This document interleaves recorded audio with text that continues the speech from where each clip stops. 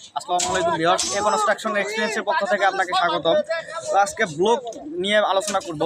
ছাদের যে ব্লকগুলো ব্যবহার করেন আপনারা, এই ব্লকগুলো নিয়ে আলোচনা করব। সেটা হচ্ছে মেন যে বারগুলো থাকে, একদম নিচের যে রডগুলো থাকে, এই রডগুলোতে আমরা সচরাচর সাইডেই তৈরি করে থাকি এই ব্লকগুলো।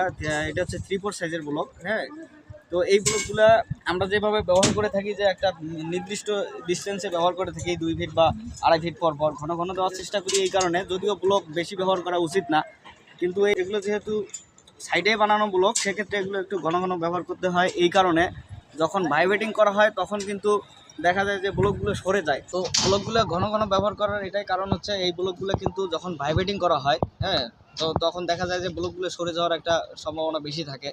তো সেক্ষেত্রে কিন্তু রডের যে প্লেসমেন্ট, এই প্লেসমেন্ট ঠিক থাকে না।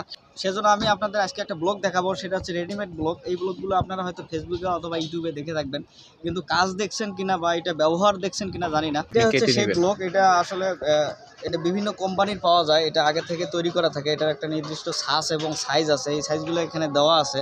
হ্যাঁ, এখানে 20 দেওয়া আছে, 20 মিলি। এটা হচ্ছে 38 মিলি। হ্যাঁ, এটা হচ্ছে 25 মিলি। তো এইভাবে বিভিন্ন সাইজের আপনারা পেয়ে থাকবেন। তো যেটা 20 মিলি, এইটা হচ্ছে আমরা ছাদে ইউজ করে থাকি। এখানে কয়েকটা দেওয়া আছে, আপনারা যদি দেখাই, এই দেখ সুন্দরভাবে এখানে দেওয়া আছে। ব্লকগুলো একদম পারফেক্টলি কিন্তু বসে গেছে। এই ব্লকগুলো ব্যবহারের সুবিধা একটাই, সেটা হচ্ছে ওই প্রথমে যেটা বললাম, যে ভাইব্রেটিং করলেও কিন্তু এই ব্লকগুলো সরার বা লড়ে যাওয়ার সম্ভাবনা কম থাকে।